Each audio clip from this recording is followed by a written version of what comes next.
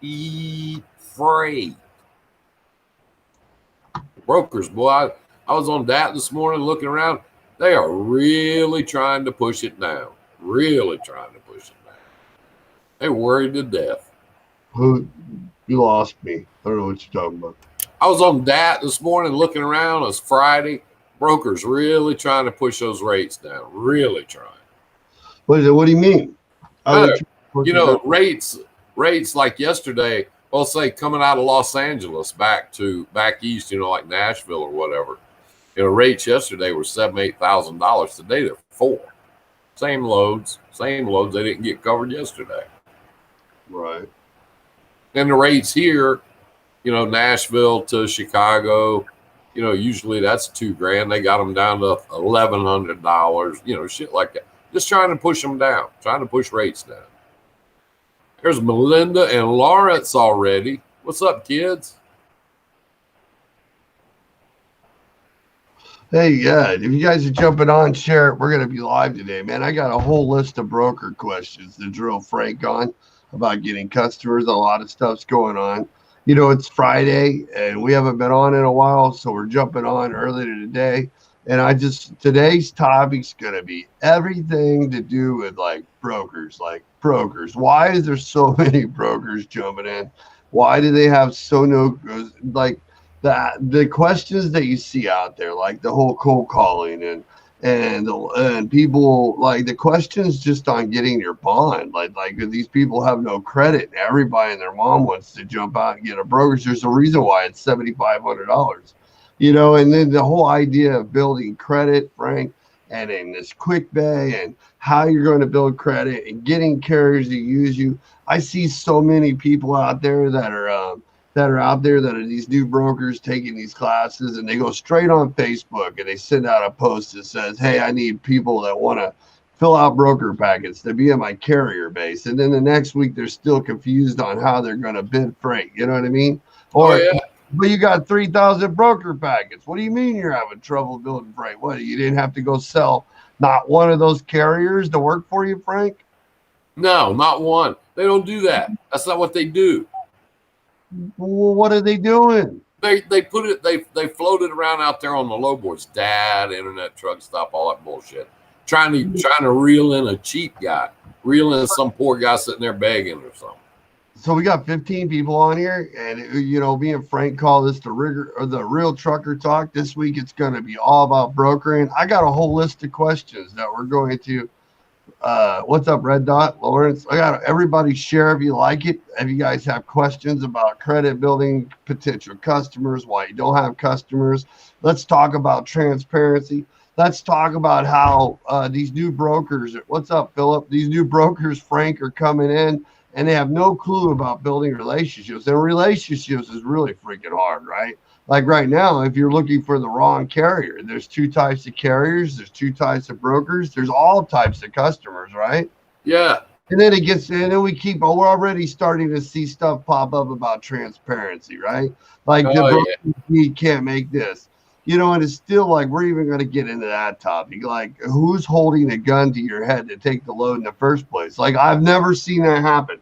Not one time was I ever like, yeah, you got to take this load, like, motherfucker, you know what I mean? And then it's like transparency too. Like, that's the topic. Like, so you go out there, hey, Frank, you got that load. They passed a law on transparency. You're going to have to tell me what you're grossing on that load before I even take it with you. And Frank's like, yeah. They said, go ahead. What do you think about that, Frank? Well, in the first place, I like you said, I've been brokering freight for 25 years, and I've never ever up to now, but I might start. I mean, it's a good idea. I've never forced a truck a truck owner to take one of my loads. They usually call me wanting the load, and we'll negotiate a rate. And if we get to a good rate, then they go pick it up and deliver it. I use a lot of the same guys. Jason Husky, I want to shout out to him. He was at the shop yesterday. And this is one of the things that we were talking about. He called the Shaggy. He called the shop. Wait a minute, I want to get it right. He called the shop our fun playground. The shop is. He said, "Glad I got to hang out yesterday. the shop was fun. So we were talking about this. You got to build relationships. You got to have. We use the same carriers all the time, so we don't put our loads on the load board. We don't have to. Once in a blue moon, we do. But when we do that, we try to build a relationship with those people. So Melinda says some of these brokers just won't negotiate on the haul rate, so I turn them down and go on to the next one that will pay good. That's a great question right there. Like, how many people do you think that are working with brokers actually know the right questions or look for the right broker to work with? You know what I mean? Like, so many times, Frank, this is what we're doing classes. This is what we hear. Yeah, it's called on that load, Frank, that picks up 8 to 4. It's the one out of Columbus, Ohio, going to Dallas. Frank's like, yeah, it picks up 8 to 4. It delivers 8 to 4. It's easy load of shrink wrap. It's only 22,000 pounds. Yeah, what do you want to do it for? Yeah, I mean, so many people call these brokers and they'll see a rate, they'll see it on that, or they'll ask a broker, but they don't have a rate. They don't know what their cost is. They don't know what it costs them to do the load. If you go to the East Coast, you better figure in, number one, higher fuel. Number two, all those tolls up there. Okay.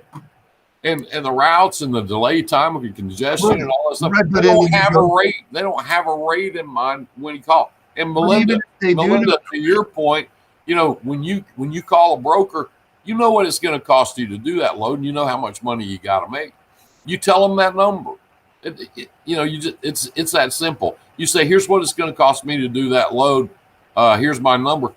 They either take it or, like you said, go on to the next guy. What about the same thing sometimes, though, when we're talking to brokers, we don't even take the time to understand what kind of freight we're talking about, though. How many times do you find out if it's brake pads going to an assembly line that shuts down a plant, or if it's just going to a warehouse? What about if they have 12 loads a day and they can move all 11 of them for the next 5 days if they don't need to move it today? Is that very urgent freight? Yeah, that's urgent freight. Yeah, dude, they can move it any day of the week, right? That's urgent. Oh, yeah. But what they're finding out. But what happens is the same thing with water. What happens one year, water can be the cheapest freight out there, can move any day of the week. The next week, they need it in demand. It's the most highest commodity out there. Or flour going to a bakery compared to a warehouse where it's going to sit. Is there a difference? Yeah, there's a huge difference. Is there a difference in finding out the value of the type of freight? Is every load that you guys have as a broker pay the same from the customer, where you have the same profit margins in every load, or does every load pay different? They're all different. Customer. Everything's different. Every load is different. Every single load is different.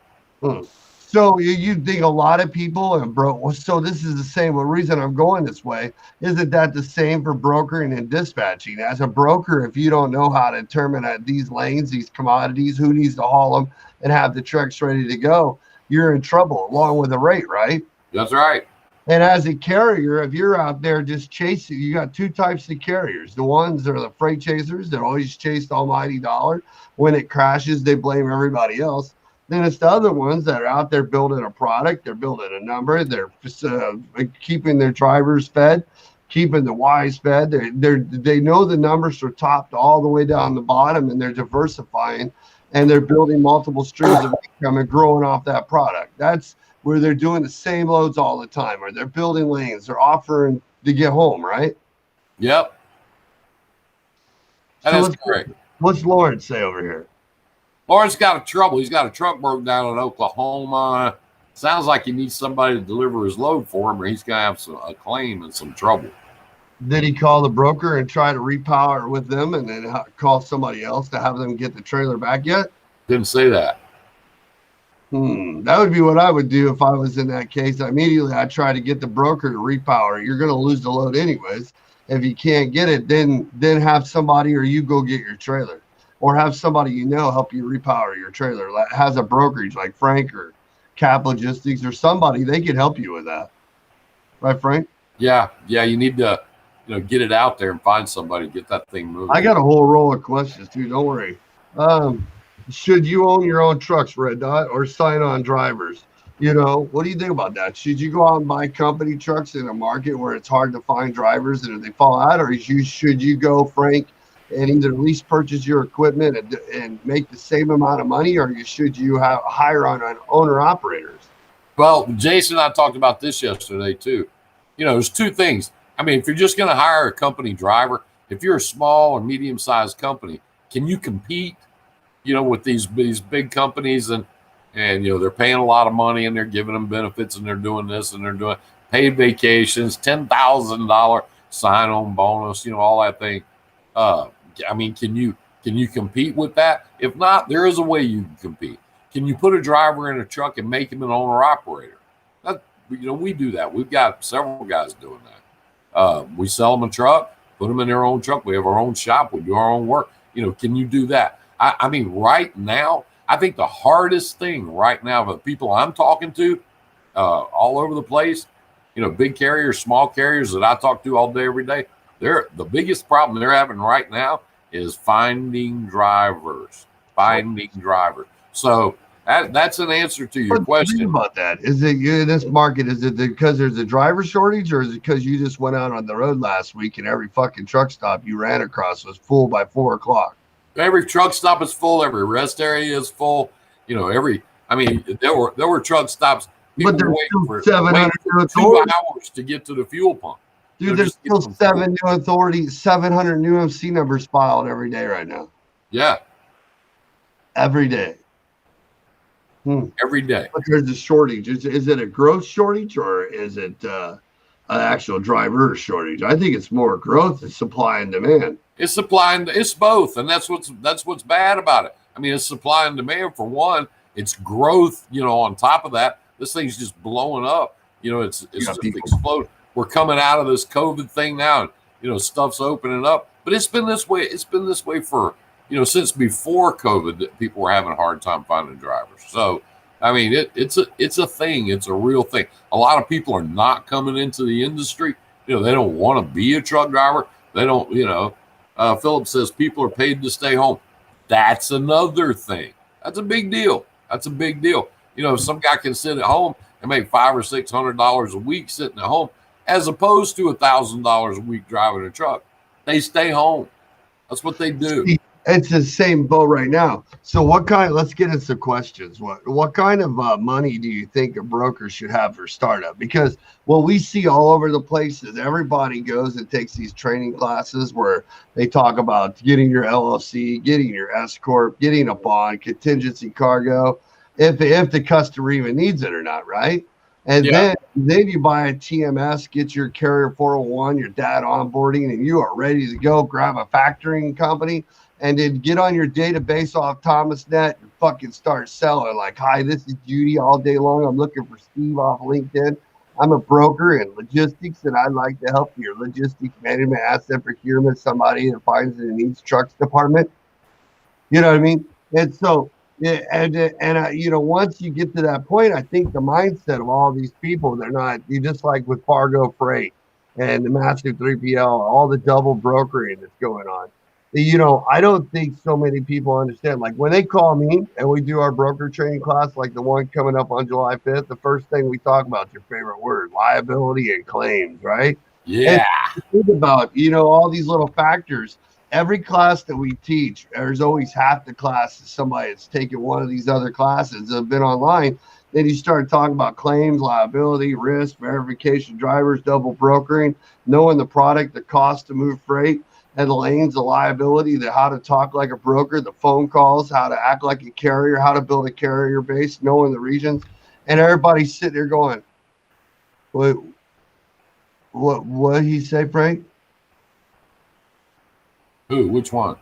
I don't know. That's what everybody's like. We talk about all that other stuff that's happening, and they're like, what? There's more to brokering than just that? I mean, process that's all over the place where you just learn ThomasNet, McCray, Blue Book, Manta, all these things. You get all these phone numbers. It's just like that person that's selling the lead list sometimes, and somebody will make a question asked, is those leads, are they specialized or are they just random everybody? Yeah, they're just random everybody. We pulled them right off ThomasNet, moved them, made them a little more customized, sold them to you and everybody else. You know what I mean?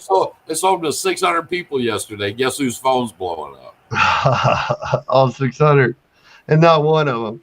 We got need to pay carriers faster because factoring companies won't factor new brokers. Yeah, Right. So, yeah, they factor new brokers. A lot of factoring companies do new brokers. It's the other factoring companies that won't use brokers. So, like questions that we have about brokering. So, how much money should a guy have? I mean, you go out there and you're either doing a customer where you have to bring the bid back to them, or you're going to start out with customers where they already send you a list with bids already on it, right? And one of those two is starting out. So you go out there and you move your first load. Oh, everybody always thinks about like I only need 1,000 for PFA for the first 90 days, or I need 1,400 for the pond. And then the contingency cargo, whether we need it or not, how important is it? Because all claims are just going to be getting taken care of by the carriers. There's no reason I would ever need money in the bank to promote to keep me from having to cover a claim. It doesn't matter. I got contingency cargo. Half the people in Facebook world say you don't fucking need it, but half the customers require it. Some require it, but they don't talk about it because they don't have contracts, right? That's right. Well, they don't have contracts at all. It's like a verbal handshake. The whole time you move $12 million worth of freight, you've never had one thing in writing. Is that crazy, Frank? Yeah, but people do it. People do it all day, every day. And the customers that'll do that, better watch them. You better keep your eye on them. Better watch it, because they're the ones that'll stick you. They're the ones that if you have a problem, they come up, that all comes home to roost. And if you don't have coverage, Philip, PM me about being a guest on your show. Philip, we don't have guests on our show. We don't have guests on the show. You're already. Yeah, and here's the thing, dude. You've put like 20 comments up there. You're pretty sure. There's Isaiah. You're pretty sure you know everything, but a lot of your comments are wrong. I'm not trying to be ugly or hurt your feelings, but why don't you go do your own show? That's what we do. So what about the cost? So like whenever you have that $10,000 claim, let's say the dude runs over the neighbor's property, he runs off the porta potty, he fucking gets stuck on railroad tracks and blows flower pots over the place, he tips a tank over a mill, he goes down a wrong load, and then he tries suing you because you have to drag it out in court because he says you gave him the wrong directions. Yeah, $15,000 ticket. Or they fall off the trailer and hurt their leg. Oh yeah. Or the guy's hauling a Disney product and he's supposed to strap it the right way to the garage, but now it bounces. It's a priceless architect bouncing down Manhattan Boulevard. Or radiator. Somebody in a Kia hits it.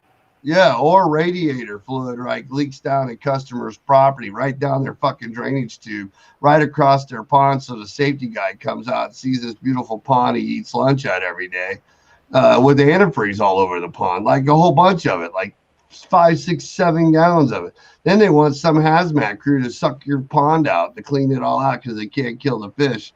The boss loves the pond. You think about that. You're like, how's that a problem, Frank? You're like, they didn't teach me that when it's new. Well, number one, you don't have credit for like 6 to 8 months because no freaking factory company want to use you. Number two, Frank, you're going to go out there and have a factory company use you. And the one carriers that will actually trust you, they're going to want quick pay if they even do it. So now you're not even building credit, right, Frank? Because you're quick paying? Why? No, you're not. No, nobody now you're not helping yourself at all, right? Yeah, nobody. When I first started, there was no factory. There was no such thing. You either had to pay your bills or you're out of business, real fast.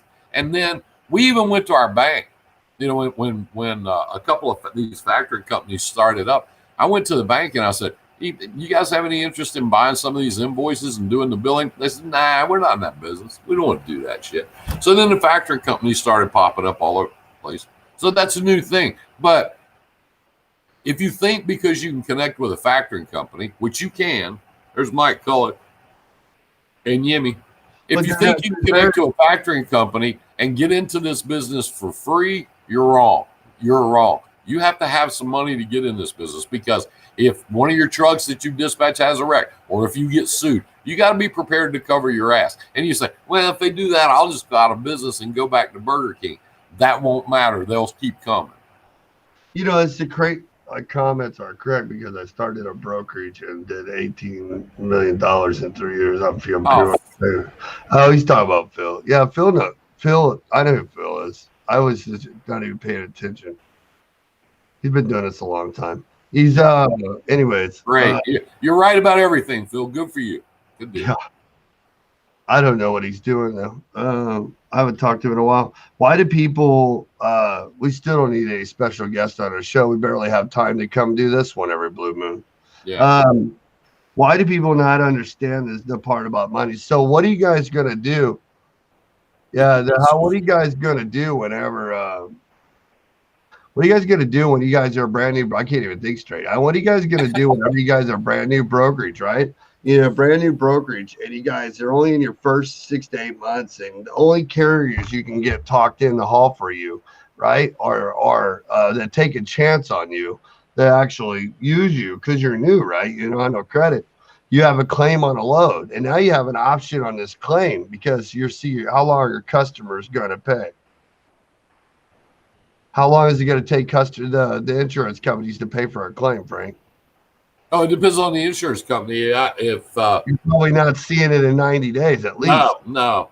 It took the last big claim I had took over a year and a half, and you and I talked about it on the show every week as that was going on and going on and going on. It took almost a year and a half, and then I had to pay the claim. Me personally, I had to pay the claim and then get it back from the insurance company. Well, you take all those ones I just named off with Cap Logistics, man. That was over 100,000, 150,000 floated over a 12-month period for at least a minimum of 90 days. Yeah. And so, the first problem we learned 3 years ago was the first claim we had is we had to think about it. This carrier does $1 million with us, right? $1 million. The other carrier, so they do $1 million with us. You just had a major claim worth $50,000, right? So now you got to call your factoring company because they're the ones that are paying this carrier and go, do I want to charge Frank $47,000 when they pull $1 million? Or do I want to float it myself for the 90 days and wait for the claim? And the minute that you mention it to your factoring company, they're going to seize all credit till claims taken care of for 90 days with that customer, right? Yeah. Because they know how bad it's going to be. So now you cut off one of your carriers, you cut off the credit with your factoring company, with your customer, and you still got to take care of people and still operate. And every day your clock's ticking on anything that gets held up, paying back to a carrier because they've already been approved. So what are you going to do when you're new? Most of you guys will probably give up. Well, you're either going to give up or you're going to get put under if you don't have the right insurance. The first thing Progressive does, and that's why we don't use carriers that have Progressive.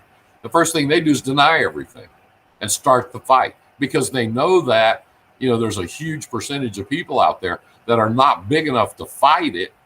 So they'll just give in and take whatever settlement they offer them. They have a $20,000 wreck and they offer you $1,500, take it or leave it. That's what they do. That's their tactic. That's how they do business. So when a carrier comes to us with Progressive Insurance, we just send them down the street. It's not worth it. I've been there, done that with them 3 times, and that was 3 times too many. So, see, that one little incident with controlling your days to pay or controlling your invoicing, relying on a factoring company. Then you got agents. Like every time we turn around, all we see is these people that are like, I can't run my brokerage. I wasn't even running it full time anyways. So now I got to be an agent with somebody. Well, what the fuck you think an agent does? You think it's any different than a brokerage and an agent?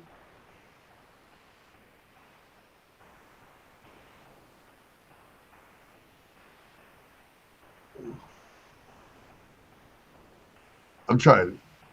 I didn't.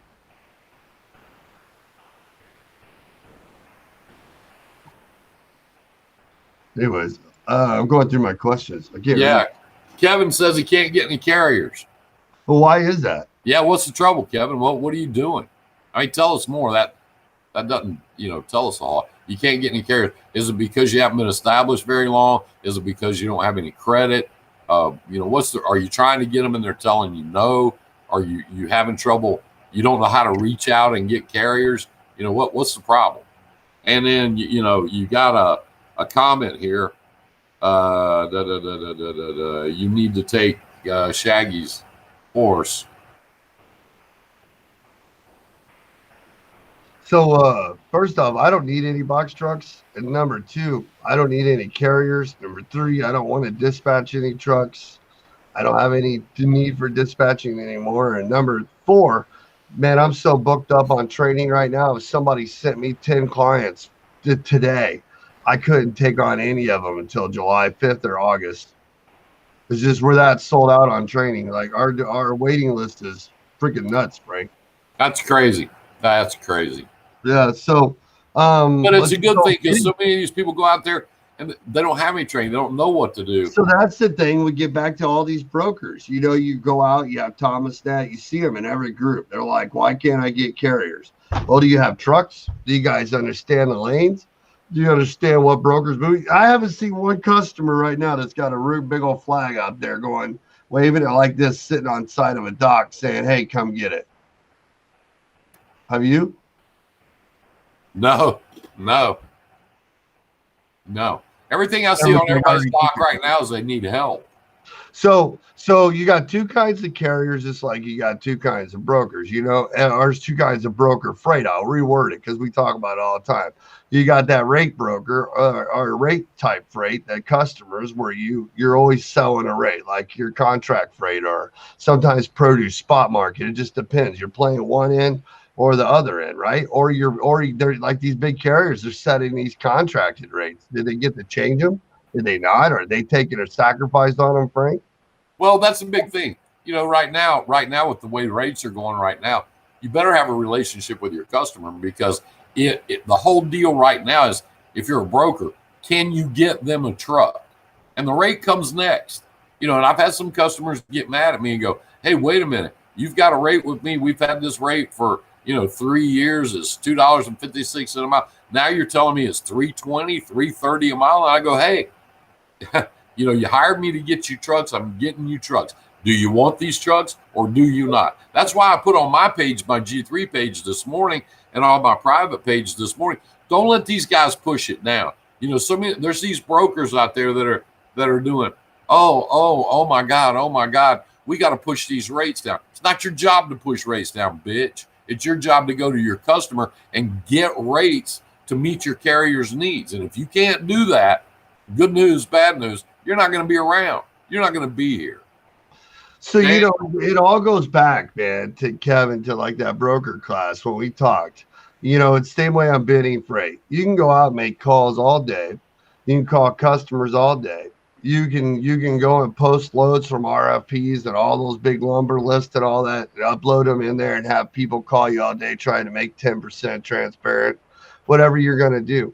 But when you're in a market like this, there's two things that people should do. Carriers should be finding all the mom and pop brokers right now and building relationships like crazy, because here when it flips, because we're on like this slingshot right now, and there's two sides to it. One is people not going to work, and the other one's the freight volumes of the industry being crazy due to hazardous things like hurricanes and pipelines and snowstorms. We haven't even seen that yet. Yeah. We haven't even seen that yet. Right. So we're on this slingshot that's slingshotting straight out. It's going to stretch so far when finally one and one give together, and then it's going to start coming back, right?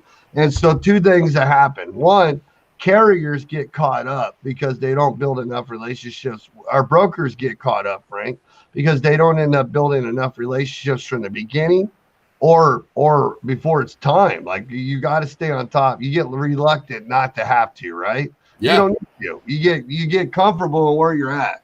Same way with a carrier. A carrier can go out there for a long time and be comfortable working with 5 or 6, 7, 10 different brokers. But then suddenly when that carrier stops networking and building more relationships because they get comfortable, the market changes. Yeah. But you keep bringing that up. Snowstorms, hurricanes. We haven't even had that yet. We're right now, this industry is operating like there is a hurricane. It's operating at its absolute peak right now. And we haven't had a disaster. Imagine what's going to happen when we do. Imagine where that's going to go. Oh, we haven't had anything. Man, you got this weekend is supposed to start like 3 weeks of 90 plus degrees in the Midwest, and the crops just went in. What if no rain happens? The fire. It's going to be 100 degrees today in Minneapolis. They're talking about record-breaking heat in California already. What's that going to mean for fires? You know what I mean? All these incidents for hurricanes, massive tornadoes. Look how many times Tennessee's got nailed with a storm in the last 4 months. Holy shit. Like every storm came across, they've been hit. Like almost like odds of a tornado. Like, do you want to draw 50-50 or 100% this week? Well, again, the odds are good luck right there with you. You know what I mean? And so all those things play into it, and it's just going to keep projecting that out there farther, right? So the idea of it is when all these are happening, like right now, we still have more freight than trucks, and it's insane. Like everywhere you go, from every store, every lumber place, you can't name a business right now, from the manufacturers to the camper builders to the cars, to Ford, anybody that doesn't need product or workers. So the slingshot's still going. And the industry right now is operating like we're in the middle of a catastrophe, and we're not. But the problem is the growth is so high, 500 to 900 new authorities a day. No one wants to be company drivers. No one has plans. They're all jumping in like crazy. Everybody's at this point where we all want to be independent business owners. How am I going to get it? I'm going to do it now. I've had like 10 people messaging me in the last 24 hours that said, I want to work from home and be a broker. Can you teach me? And I'm like, have you ever talked trucking? Have you ever drove a truck? If I went to your image right now, do I see you in a truck? Have you went through the shipper or receiver's door? Do you even know what it's like? Do you know like the language? Do you know the products that you're going to, do you know what a dry van, flatbed, stop deck, double drop, all this stuff? Do you know a pulping temperature? Do you understand what it takes to even move the freight that you're calling on? And then you got to go find the carriers and you think they don't know how to move it. They're the ones that drive it all day long. And you're trying to talk them into moving freight for you, and you don't understand what you're moving or what it is.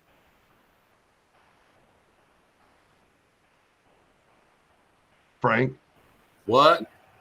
Are you even paying attention? It's like I'm talking. Oh, holy cow. The only people that are in here is I'm in the business. Right now I'm in the middle of turning Jason's truck up.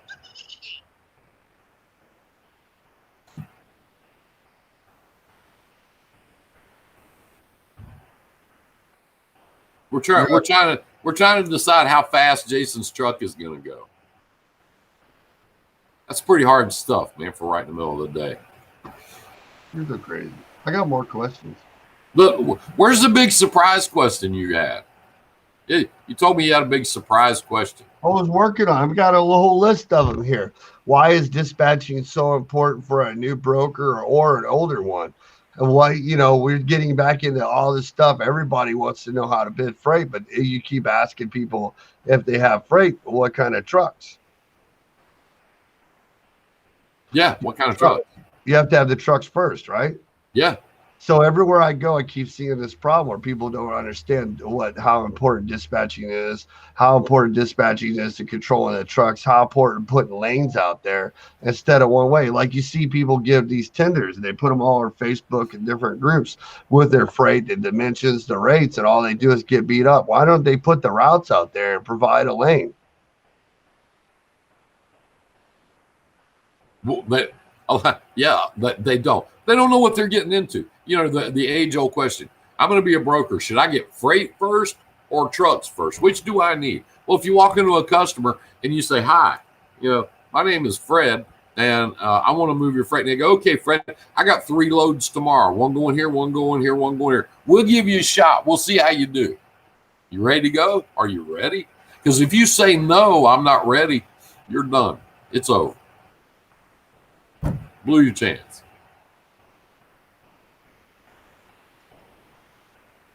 Hold on, I'm getting messages like crazy.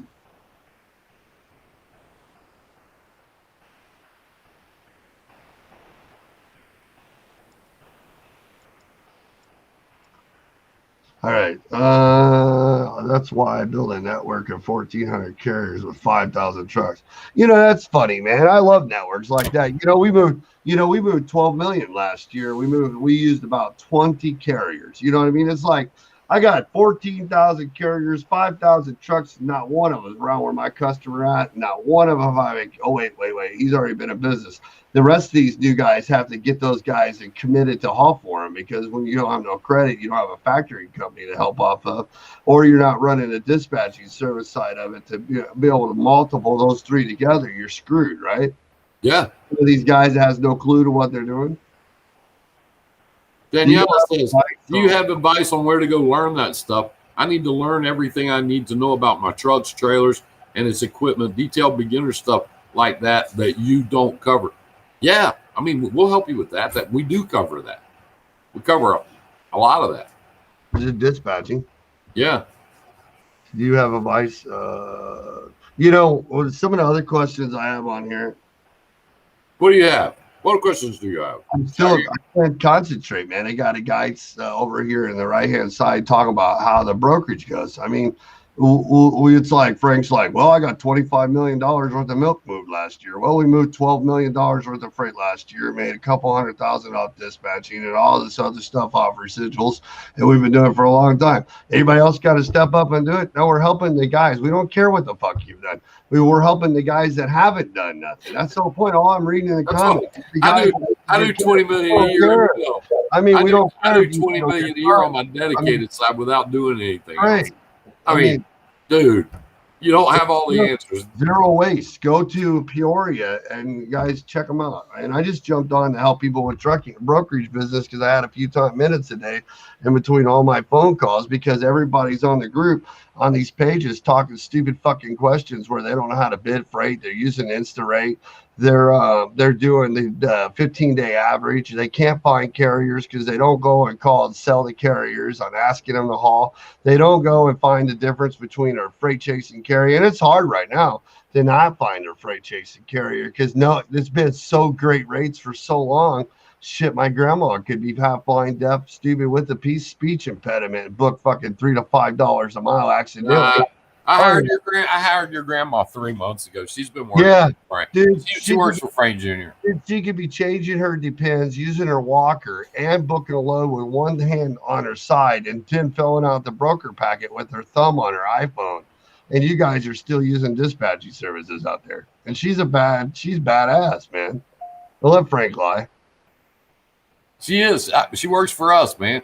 I tell you what else she does. She makes a mean-ass lemon meringue pie, and you can't count that out. If you're going to be in the trucking business, sit in the office all day, you got to have some lemon meringue pie. So, just saying, that's part of it. What carrier compliance question? Oh, who cares? This bonehead. He's goddamn, man.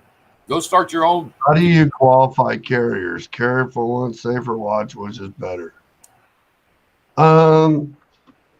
Well, if I'm going to call a qualified carrier, this is after lots of mistakes. I'm going to call the insurance company. I'm going to verify the driver, the VIN number. I'm going to verify the value of the freight.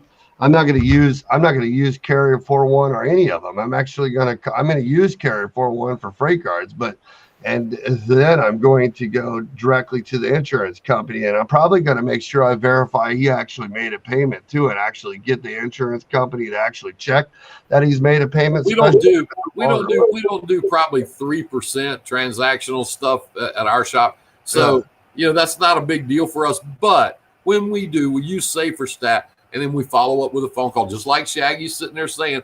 We follow up with a phone call to the insurance company, make sure they're current, and make sure they've got everything they need. That's pretty much all you can do. We learn lessons like that, especially when you do power only and don't make sure trailers have interchange. Yeah. Those are hard roads to learn. So, we got more questions. Let's see here. Hey, Danielle is in my class, so let me go through here. So how important, that's the main thing too. Like we were talking about the contingency cargo, because so many people just get their bond, you know what I mean? But then they don't get the contingency cargo. They wait until they get the customer. And then they see all these people out there because, a lot of customers don't require it and some do. It's just like I had a client talk about being a 3PL today. And it's like, dude, have those customers like ConAgra and the big ones, have you ever looked and seen the insurance requirements that they have to get in there in the first place? I don't even think people check that far ahead. They just go straight. They just go straight to that's who I want. I want to be that kind of broker.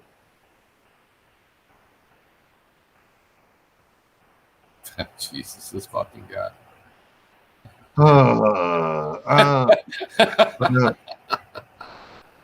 Not like literally. I'm actually bored now. Research. I'm going to go over researching customers. Do the customers having contracts? Where's the contracts? How do you get PODs? And all these guys with scripts where they're just calling in as brokers and they don't even have a clue to the lanes before they get started. But I got maps. I mean, I've been doing maps all day, Frank. Look at all of them. Hey, you know what? I'm gonna have to take a trip up there and hang out for go out to dinner. So you can get a shirt and a map. I'm gonna get my shirts and my maps as you've been promising me. Because we're teaching Katie. She's been doing admin. My daughter Katie. Yeah. We're teaching her to dispatch now and all the tricks in and out. I said, well, we got to get one of Shaggy's maps, and Frank laughs and he goes, yeah, good luck with that. You can't even get a shirt. So we'll just come up there and raid your ass. You need to. That just do it after I'm back from going camping. Camping. Hey JJ, your map is actually Marie is right there in that corner over there, waiting to go out. I'm making another one. Actually, that's probably yours right there. I got to check.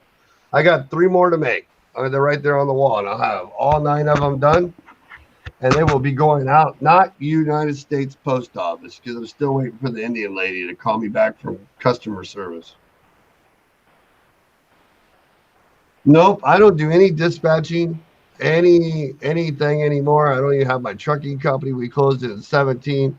All we have is the brokerage, which is 78892, and then Frank has his brokerage and trucking. And I don't need a trucking company, actually, because I'm helping run all these other ones. It's crazy. It's very, very busy. I don't have any time at all.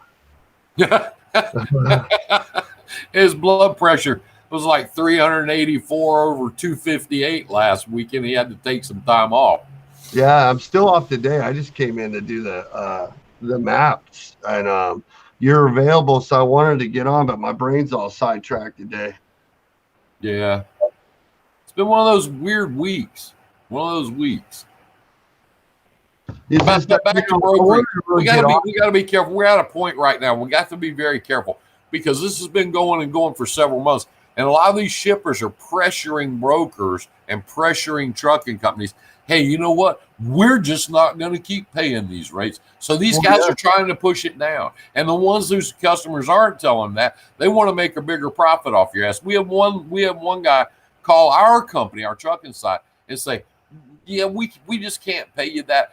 We just don't think it's fair. And I go, well, fuck you, then find somebody else to haul it. What really sucks is when they let Axel and all these big fucking offices, manpowered with idiots in them, they call them up and they offer stuff that you can't do because you don't have the manpower, and they're going to try it. They're not going to stay. If they can get it pushed down somewhere just to get it stopped paying, they're going to attempt it. And it's going to happen a lot. That's what we're just trying to say. Right now, if you're a freaking carrier and you're not going after customers and you have the trucks, it's stupid for you not to be. And if you're a broker right now and you're not building the relationships with these trucking guys, well, also it's not just customers. If you're not out there constantly, like 2 or 3 hours a day, searching the brokers that are mom and pop right now. All right, here we go with this, Paul. Can you?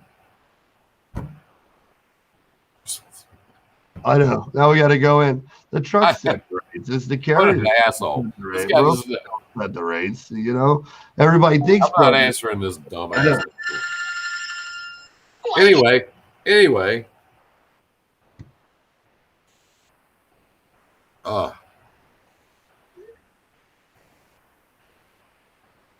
So if we're operating at capacity right now, and we're wide open right now. I'm talking about the industry. I'm not talking about me. I'm not talking about Shaggy. I'm not talking about anybody else. So if we're operating at capacity right now, what happens when these fires start in California? Because they're gonna. They just like they do every year. And this year they're probably going to be worse because they've had a drought. They've got no water out there. What's going to happen when this stuff starts happening? I know.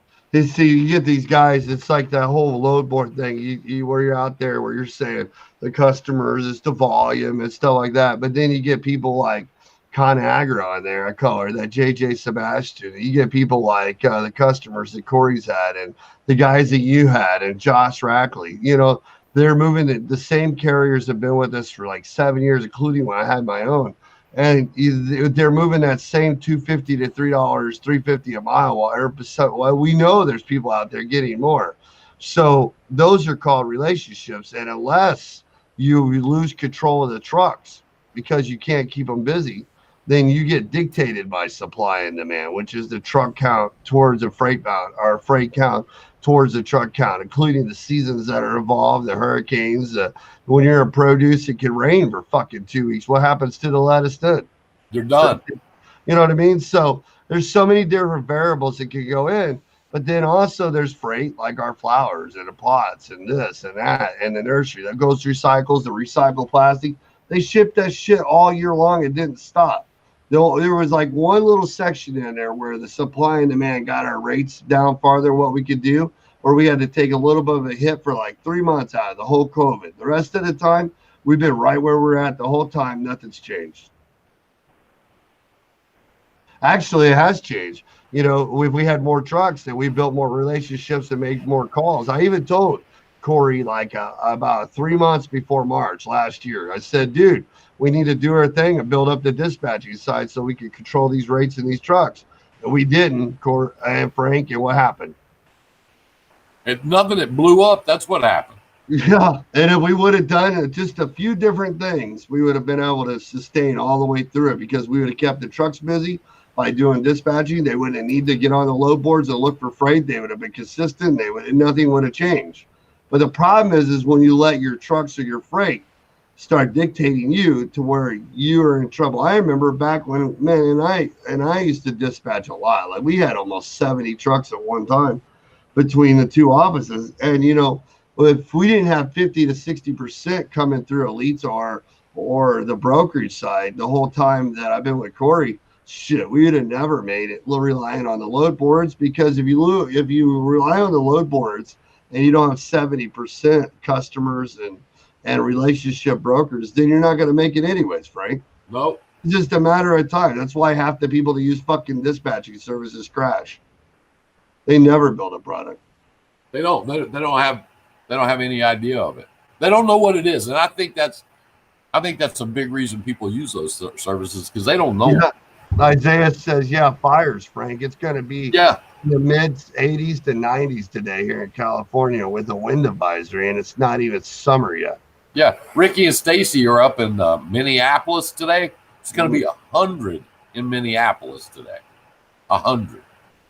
I'm heading to the pool here in just a few minutes. I just went and got the camper yesterday. I'm ready for my road trip. Good. Where are you going? We're going to Colorado Springs, I think, and then Galveston for a couple of weeks, and then Lafayette and PA, and down to Savannah and over to Florida and shit all over the place. Oh, so you're just going to take off. Everybody's like, why did you go south? It's 100 in the Midwest, so it's probably 110 down south. I'm like, yeah, but every other motherfucker took all the camping spots in the Northwest, so fuck, I got to go south. Well, it's 100 in Minneapolis and 83 in Nashville, so, I mean, where are you going to go? I know. There was like your Wisconsin Dells, the lakes were frost freezing like 30 days. Yeah. You know what I mean? No, it was last week we had snow. Oh, yeah, that's right. Yeah, Corey was sending me pictures walking around with his igloo clothes on in fucking Grayling, Michigan. Right? Yeah. That's 102. Yeah. 102 today. So it's going to be like that. It's crazy. Well, I'm glad we got to help everybody with their brokering today. I know. It's like I was going to get on and discuss problems, not talk about how many people we could bring on our carrier basis. It's really cool because, I could go to the 480 Facebook groups and put out, man, I got these hot lanes between 3 and 4 areas. Plus I work with new carriers and stuff like that. And I could probably have 4,000 to 15,000 fucking broker packets too, if I wanted to fill them all out. But the sucky part about it is you can email those motherfuckers all day long. But if you ain't got them sold and committed to work for you, you only got about 300. You wasted your time. I know. It's like, yeah, man, we're going to keep all 14,000 busy at all times. Sure. Okay. And a lot of us are just going, we're going to build is like technology software systems to do it for us because we can't afford McLeod, so we just build our own. I mean, I've never seen it done. Like, I can only imagine a team to actually control the trucks the right way. Because you either got to have dispatchers doing it, where they're your brokers too, or you're doing the backhauls too, or shit, man. If you're moving that many loads a day and you're just randomly doing it, I mean, I'm still trying to figure it. I don't know, man. I've been talking to the United States Postal Service that outsourced all our stuff to fucking India.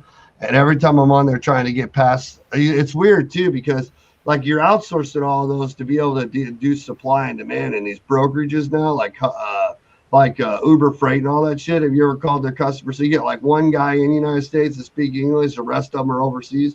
And I don't have a problem with any of that, right? You can outsource, do whatever you want, but customer service though, like, come on, man. It's like if it's anything outside what she's reading off a script as a rebuttal, she repeats it. You know what I mean? Like, we can't, you got to do this. When are you going to, like, you can't even call the local post office. Like, you walk in and it's like there's a zoner, like security laser lights on it and stuff like that. You have to like call back in. Then when you call back in, you got to go through India again. It's crazy. And that's just to get one fucking map moved across the United States. Yeah. That's nuts. Yeah. Like, what That's the fuck? It's like you wonder why FedEx and all those other guys are doing so much better. I mean, holy cow.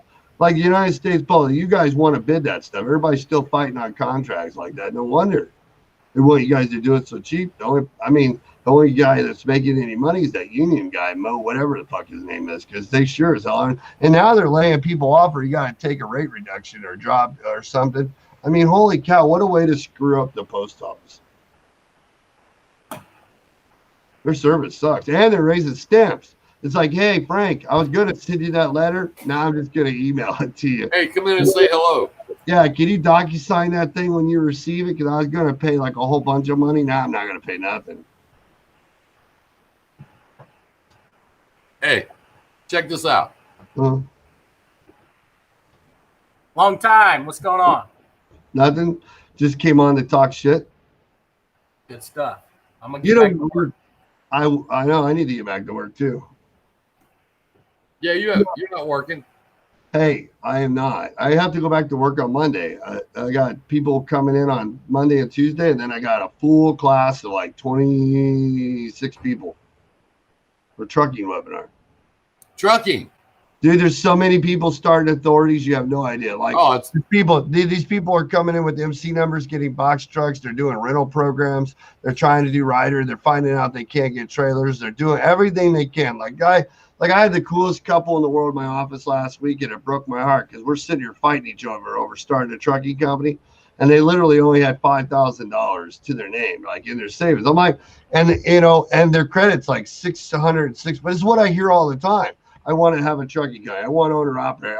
You're not going to find any. I want to get finding. I don't have a CDL. Well, then you're going to have to put 20, 30% down. Well, my credit's 800. You're still going to put 20, 30% down, stupid. You don't have a CDL, no experience in the business. Then you start telling all this stuff, but their brain says, I am going to do this shit. And you can't stop me. And you're like, oh, the hell I can't, man. Here, let me show you. You show them trucking companies with 20 trucks, terrible safety scores. You show them one truck with a terrible safety score, what little it got. Then you talk about all these numbers, the plates, the IFTA, the 2290s, the tires, the oil changes, the drivers, the dispatching, the fees, and all. They're like, yeah, but Jimbo's making $10,000 a week. Yeah, but there's things going to happen, and Jimbo's not going to be making $10,000 a week. What the fuck are you going to do? You're like, Frank, before you paid for the insurance, filed your authority, did you get on a load board that you can actually get before you pay for the insurance and call brokers and try to run your truck in 7 days to see if you can actually make any fucking money? Did you even call brokers and find out they'll even use you before you start? How about a customer? Did you know customers will get set up with you before you start? I mean, did you figure out how you're going to pay a driver, or even try to recruit one, or even try to offer a driver the product that they need to pay their household bills while they work for you, Frank? Oh, the answer to all those questions is yes, I did, but most people do not. They don't do any of that. That's not what we see. It's just like all these people that get brokerages. You're like, do you have money set aside for claims that you're not going to get paid? Do you have money to float so they don't file against your bond? Are you prepared not to have credit or make any money for 6 to 8 months? Do you know how to dispatch trucks? Did you call brokers and act like a broker so you learn how to talk? Did you find out how all the brokers and carriers are shipping the freight that you're getting ready to go after all over the United States before you called your first one, Frank? Correct. Or did you even know that a truck can only weigh 80,000 pounds and can only have so much weight per axle before you send them to load? Did you know how to talk to them? Oh. Do you know enough about the map to know where they are? What about oversized? Where they are or where they're going? Oversized, it's only going 200 miles, but it has all these restrictions through all 5 towns in those 200 miles that makes it almost 1,400 miles. On a wide that needs escorts and everything, shouldn't pay $2 a mile, right? Right, Frank? No. Isaiah says no to all that. Then I met you guys and got set straight. That's what I'm talking about. Well, that's what we're here for, brothers. Brothers and sisters, we're here. But what I'm here for, and I've been preaching this on my page for a week, don't let these people push rates down. I'm telling you, there is a movement out there. A bunch of people are trying to push these rates back down. And if you haul cheap shit, they will win. They'll get them. And remember a year ago when people were hauling shit for 60 cents a mile? Remember that? They'll take you back there. If you let them, they will take you back. I'm talking to truck drivers, truck owners, company owners here. Are you trying to say that there's a world of carriers and a world of brokers that want to grow a company, build a product, sell it to everybody, sell it to their drivers, and make? Yes. Oh. Yes. And I think one of the big reasons people can't hire drivers is a lot of drivers are trying to go over to the owner-operator side. And all these MC numbers that you're seeing, how many of those people do you think are really ready to be in the trucking business? How many do you think understand what it takes to go into all the hats that you will wear now? Not just my favorite part about it is the non-CDL guys, Frank. I love them. I love those groups because they don't have to do drug testing. They don't have to do e-logs if they don't want to. They can just go run like the wind, but they're still regulated by the feds. They get audited by the feds. The feds still come in when they get bad safety scores, and that drives up their insurance and causes them to be conditional so they can't haul freight. But they don't have to operate like the guys. They don't have to go through the weigh stations. They're not going to get pulled over and randomly inspected. They couldn't kill nobody and have their whole livelihood taken away, right? Right. They can? You mean those guys that think they're running separate than a semi-truck or a CDL carrier? They have the same rules just because they get to slide through a couple of things. They still have all those fucking risk and responsibility? Frank? No, they don't. They don't. How come? They have the same responsibilities. The question is, do they even know what they are? You're driving with an MC number on a truck just because the government doesn't require you take a drug test because you don't have a CDL. You shouldn't still force your guys when they're out there and they could kill people and ruin your safety score and get you sued representing your company. They should still be strict as a commercial carrier. It's all liability. I mean, I know guys that are out there running old school right now, running around with no insurance, doing all this stuff. It only takes one time, and your ass is done. What's up, Mike? But I don't have to do that. That's not what they preach. All I do is get in. I don't have to worry about any diversity. I guess it all comes back down to where if you're renting a box truck or if you actually put your credit, your house, your wife, and your kids on the line, don't it, Frank? Yep, that's what you're doing. And how important that is?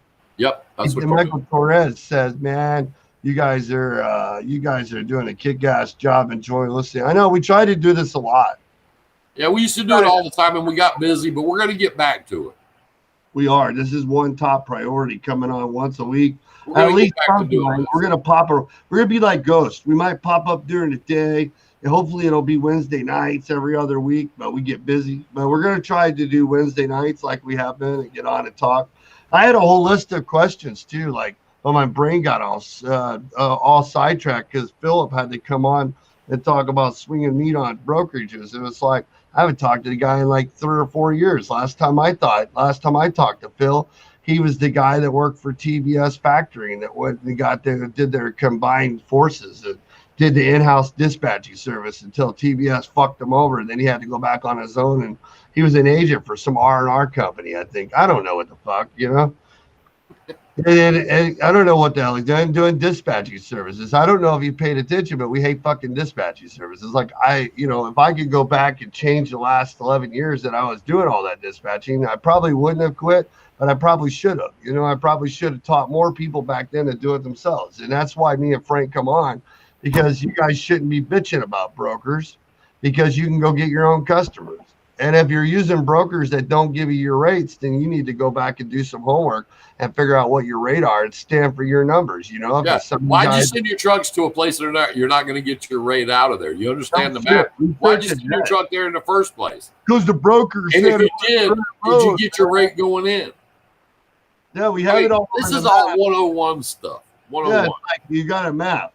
If you don't make your average, it's like you got to make $7,000 a week. 7,000 divided by 5 days a week, which is 70 hours at 14 hours a day, you know, or you could do 84 hours in 7 days, but you guys won't figure that one out right now. So we have to teach you that later.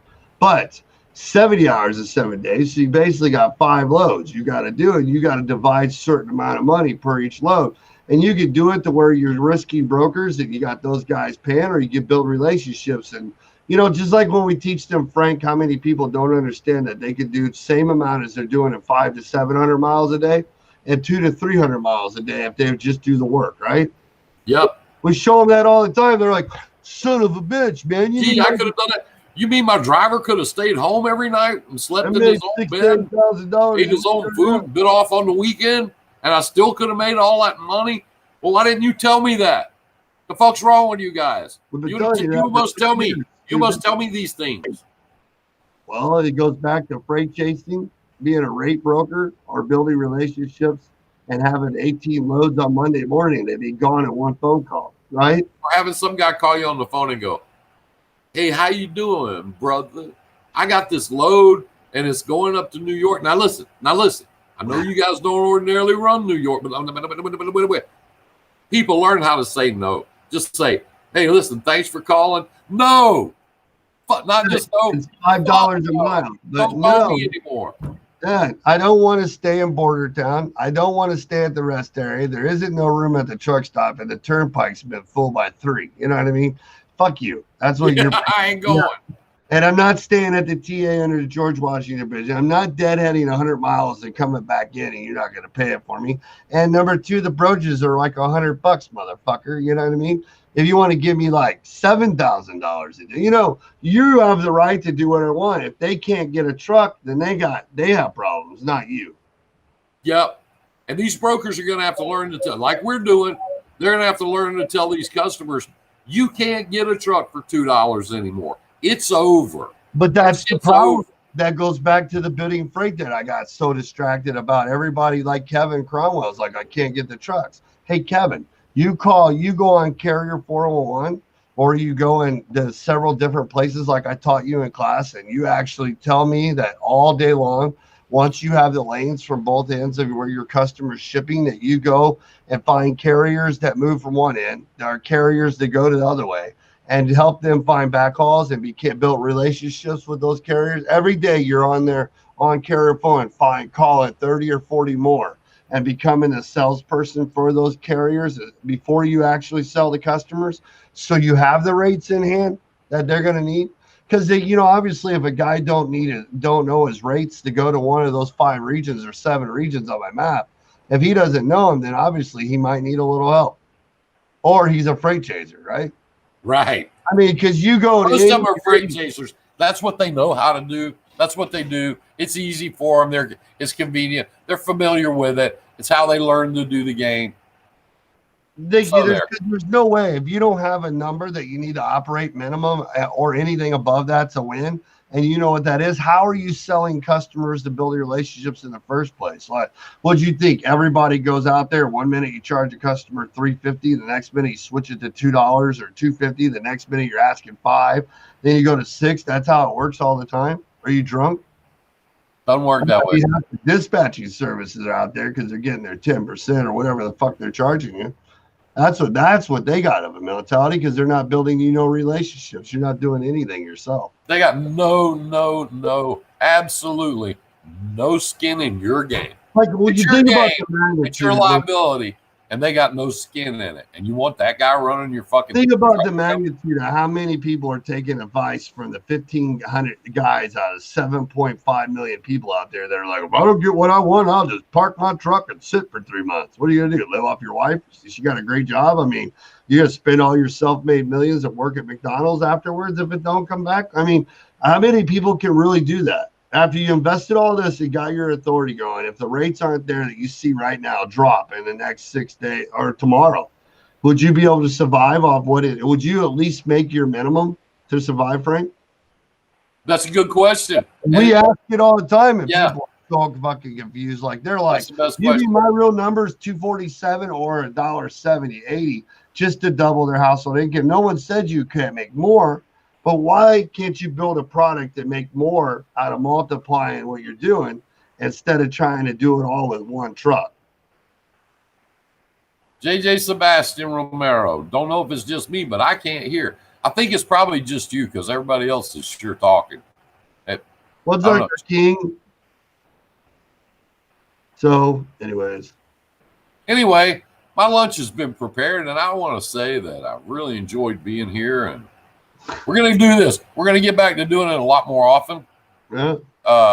And talk about stuff. And we're going to get on subjects. We're going to stay on subjects. And we might even have a few surprise guests, but not this asshole. Some other surprise guests. You never know. New people. People that actually know things. What's up, Tanya? Man, everybody's popping up here. I know they're popping up now. It's so weird, though, because no matter what we do now, it's like Zuckerberg's got it blocked unless you pay. It's crazy. Well, I tried to share it to a couple groups. One group kicked me out. So when I get done here, before I eat my lunch, I got to go over there and chew all those guys out. So that'll take a few minutes. We got to find, hey, Megan, we got to find some trucks to buy, Shaggy. We're sold out. We're out of trucks. I'm in here making all these maps, man. I'm sold out of maps, dude. That's crazy.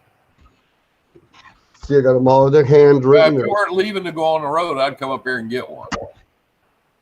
You do need one on your wall back there above your picture of your dad. I know. Got to get you one. I'm not saying a word, because you'll be like,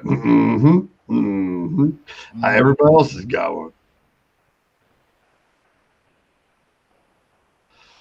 Guys, we're gonna hop off unless you guys got any other broker questions for me and Frank, or selling. This is supposed to be a whole Q&A, like on broker and stuff like that. It'll be recorded. You guys can play it. We're gonna talk about, just the same way when you guys sell, is knowing the 3 business cards. Are you prepared to for every problem the customer has? Do you know the business of the customer more than they know themselves? Are you better at it? Because Frank always says all the time, hey, most of those guys are good at making what, Frank? They're good at making what they do. They're good at making ping pong balls. They're not good at trucking. That's not what they do. They don't want to do it. They don't even like it. They don't like doing it. They like it when you come in there and do it. So, anyways, thanks for jumping in. Thanks for staying on. Make sure you guys share the videos, spread the word, stay to the group. We'll be back next week, probably Wednesday or Thursday. We'll jump on because I got classes that night. Maybe we'll hit Friday night before. So what are you gonna do? Are you gonna do your school from the road, or are you gonna do? Yeah, I got 3 beautiful screens for my big mansion. I'm gonna be pulling behind my truck. It's really heavy now. And I put the Rhino lining on it and the air washer in it. Now I can definitely feel the weight on the back of the truck now. I don't know how the axles are squared out on there, but I got like 9,000 pounds axles or something, and I think I'm pretty close to. It's me, Scooby. My phone's going nuts. Sounds like it. All right, guys, we're good. Thanks for tuning in. Next time, bring some more questions. We'll pop up. Make sure if you guys are brokers, you understand about liability, claims, risk, building credits, not as easy as you think, and controlling the days to pay, and controlling dispatching. Learning how to put the freight out there in the right way to sell it to carriers, and the lingo of being a trucking company /broker. The only great thing that Phil mentioned down there part was about dispatchers are brokers, and he is true. And a broker is a dispatcher. The only reason a broker has a bond, it's like if a dispatcher had a co-broker agreement with every broker they work with, and they were a broker, they would be legit too. But it's hard to see that to ever happen. And if a broker was a dispatcher, which they are, because that's what they do is set up lanes and loads and mix match times. And the only difference is one has a bond to make sure people get paid. That's it. They don't own anything. Either does a dispatcher. It's always the customer and the carrier. The freight forwarder is the only guy that plays different in the game. But they have some rules too that most people think, I'll just go be a freight forwarder. No, you won't. No, you won't. No, you will not. They won't even make it past the custom bond clearance part. Though that thing's so tough. Yeah. And money in the bank. Anyway, I gotta go. Thanks too. to everybody. Thanks for having me. I appreciate it. Love you, mean it. We will be back on here with more stuff. But for now, Shaggy. Later, brother. Thank you. Peace. All right, guys. We have map training coming up July 28th, broker webinar on July 5th. And we always have one-on-ones available on the bottom screen floating around. Thanks for joining in to the Real Trucker Talk. We were trying to help some brokers that are starting out. You got so much more. Like we had so many people from this one broker class and broker week last week. It was amazing how much you guys are missing. You guys do these ebooks and these recorded things where you don't learn about liability or risk and claims and how long you have to wait and the real negotiations of skills and how a script is not written. It doesn't need to be written. It's only the way you speak. Understanding how to understand who's on the other side of the phone. It's not always a process. It's understanding the language of who you're talking to, how to joke with a person, break the ice, understand if they're having a bad day or if they're having a great day, or if they're just a dickhead all the time, to address that before you start a script or a pitch. To bring somebody's most important. It doesn't matter if you're walking in and they're standing on the side. They're the shipping person when you walk in the door. It doesn't matter if it's a logistics or a secretary on the phone or gatekeeper, as you call it. They all are human beings and people that we're talking to. We need to learn. Just like when you call a broker, make sure you understand if they're having a bad day, good day, or if there's that one guy is fucking jolly holly all the time, and learn to understand who you're speaking to. Learn to understand if there's a lady on the phone or a guy, or if they're aggressive in their voice or not, how to hide yourself and let them take control of the call, then you take control back. It's not always being that perfect number guy, that magic thing. It's learning to listen, put them in categories, and then understanding who they want you to be. Like, everybody always wants to call and be like that person that stands up in front of the church pew with their preacher and yell, fuck, right down to the audience out there in church. That's what sometimes you sound like when you're a broker. It's kind of like when a carrier gets a phone call from a factoring company. You know what I mean? They automatically think about how somebody's taking their fucking money for their hard-earned work.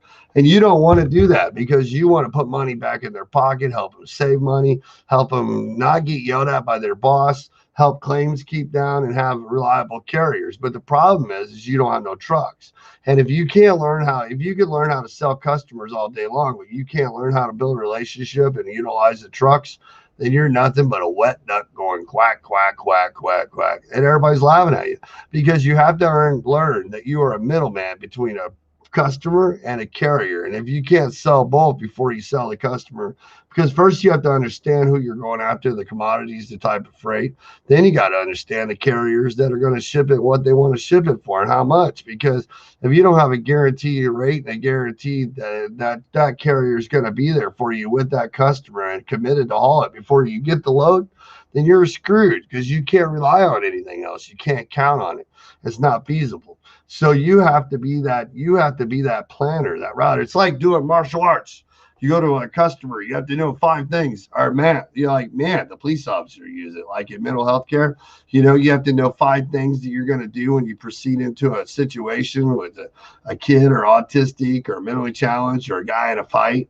And your object is to display 4 or 5 things, like good things and bad things, and get his brain thinking on things that are other than what he needs to, that you don't want them to focus on. And as you do those, you move one, or one defense as another, or one to attack. You move these different things. And if you don't understand everything about the carrier, what they ship, how they ship it, what type of equipment they use, if they do extra stops or not, or what their rates are to go to this region, that region, or if they need to come back, and how their drivers run, then how are you going to service your customers? And if you don't understand who's moving the freight, how they're moving it, how much they're moving it for, the different lanes that they have, how much volume that the person that you're trying to take that freight from is taking care of, whether it's good or bad, then how you're going to get in and duplicate that, then you got problems yourself. So everybody's doing one or the other thing wrong.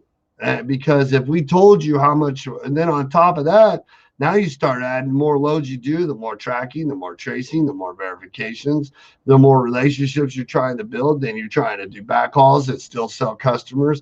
And all this time, all you need is one claim to put a wrench in it, right? Throw that wrench right in that fucking thing and shut it down. And so, but we don't see all that education and training out there. We don't see that extra knowledge, or the 3 to 4 hours of how long it's going to take you to build, going over just broker credit alone, and how your image is so important. And you think about image, but you look at all these people out here that are in these groups that are asking for broker help, and they look like, you go make your judgment. I'm not saying, have you not seen how they talk? And I am not the perfect typer. Have you not seen a message that I write? My messages are terrible. I cannot spell. It's that 8th grade education I got, but if you get me on the phone, put me on a computer, and talk, do research, Google stuff, and just talk, though. Just getting on the phone, I'm that more better. And so I'm awesome. So I know my weaknesses. My object is to get you to the phone. I get somebody to the phone. Now I can talk about my knowledge, my experiences, and what I know. And if I research the customer or I have a carrier, I'm prepared. If I call a carrier and he doesn't know his rates, then probably I need to find out how the hell he got to that many trucks and what he's doing in the first place, because he's obviously doing something wrong. And usually if I find a carrier that doesn't know his rates, I can look at his safety score and that'll tell the rest. And if I see a bad safety score with a bad carrier rates, then I need to find out, is he just running a circus and not meaning to because of lack of education? Or is he one of those guys that's going to be opening up a new authority every other day? You know what I mean? Guys, there's all kinds of people out there understanding these different lanes and people and carriers and stories. Putting it all together and making a business out of it is what makes it fun. Chasing quick pays and doing it backwards and posting loads on boards and having nobody call, then getting rejected because you can't get nobody to haul for you. Man, that's no fun at all. You guys won't have fun doing that. It's not exciting. That's not helping you none. And you to do it. And the biggest problem is you got a lot of you guys that are trying to transition into brokerage. You're either quitting a job to doing it, or you have not enough income, or you're trying to work a job while you're doing this move because somebody built this fabricated dream that you can do that, or you're a trucking carrier that thinks that you only have, I love these guys, they have 1, 2, 3, maybe 4 trucks. And the first thing you say is, why do you want to be a broker? Because I want to be a broker so I can get the rates the brokers are getting. I'm like, are you fucking serious? I mean, if you were called 100 customers tomorrow, 99 will ask for assets in the lane and what lanes you want to haul for and what rate. And then immediately you're like, well, what would I quote them? Well, then what's your rate? What's your rate in the lanes? Why are you going after customers that don't already have freight in the lanes that you want to run? Or were you just going to just run everywhere like free for all? You know what I mean? What is your plan? What are you guys doing? Why did you get, anybody can teach you guys how to get an LLC, S Corp, broker, bond with PFA or Nick and Alex, get contingency cargo, find a whole bunch of sites from Zig to Produce Market Guide to Blue Book Produce, and all those guys, you can go and you can screen them, you can buy people's leads. But if you don't understand the word, how a trucker talks, you don't understand how they walk or how they move or how they live or what it costs to operations or drivers and all the different numbers, including the deadhead to get to your customers and all the time that's involved, how much they need per day to capitalize, you won't survive. You got to know both sides. You have to know how to talk like a trucker, know how that map works behind my head. It's very, very important. You guys have a great weekend. Hope you guys are all at home with your families. And always remember, if you guys are starting a new authority and you're out there and you're scared to get started because you think nobody will use you in your first 90 days, and you keep hearing fucktards say that shit, just tell them they're stupid. They're dumb, and there's tons of brokers right now that'll use you in your first 90 days. You just need to start in the first 30 days before you go active, calling those brokers and making a spreadsheet. So that way you don't have to, and you'll find out if you do it in the 300 to 500-mile radius of your backyard, that you'll find out that's as far as you got to go to make the money that you want, that you need to make. You don't need all that help. You don't need all that help. And if you guys want to learn how to do that, you don't want to use a dispatching service because that's all you hear it know on Facebook and YouTube and from your factoring companies. Just call that number that's on the bottom of the screen this week and next week, and I'll set up a one-on-one. And within 1 hour, I'll show you that you could never need to use a dispatching service to do anything. You can all do it yourself from day one. Have your wife do it. Fuck, you can have your teenage kid do it for you, not for other people. I'm talking about your trucking company. Because if you're one truck and your truck goes down today or tomorrow, how will you make sure that you're paying your bills for the investment that you started today? Where is your plan to diversify and make multiple strings of income so you can keep your money in the bank? And will you guys be a feeder or an eater? A feeder is a person that goes out there and learns about broker and dispatching, trucking, having owner operators, lease purchase, and a whole bunch of other stuff where they go and they finally figure out it's better to use everybody else's shit and let them pull your trailers and pay for them, get the customers, make money that way, and have 6 or 7 streams of income coming in being a feeder, providing what everybody else don't have because they don't want to. They want to be neglected. They want to work for brokers. They want to be an owner operator. They don't have the credit. They have a felon. They're just all these different things, you know. Are you going to be that guy that goes out there and gets that big fucking net from Bass Pro or Gander Mountain? You know, that big old fishing net, like Frank talks about fishing on the ocean all the time? That big sucker, and putting it on the wall so people can start asking you, what's that for? That's for when all these guys that are jumping in with their authorities, listening to factory companies and dispatchers and people on YouTube, when they start falling out of the sky, I'm going to catch them and save them right before they hit the ground and build my fucking fleet up like crazy because they're going to find out that consistency, pre-plan, getting home on the weekends and having a wife and actually knowing what your wife looks like is better than starving, chasing one load to the next and hoping where you get another killer load and hoping you get another killer load, one breakdown away, one failure of a driver quitting and all that fun that you didn't even think you thought was going to be so much different. You know it's true because you're listening. You're like, man, we were just going to invest in this thing. We have $5,000. You get your authority, buy this truck. Drivers are just bought this guy. We were going to make money. That's called an eater. That's where you think you own a truck. You think you have drivers. You think you're in a trucking business, but all you're doing is living from paycheck to quick pay to load boards to dispatching, all that stuff. And all it's going to take is one breakdown, multiple DOT violations, all the stuff, one step away because you're not planning ahead. You're just going from one moment to the next until something happens. You hit that wall.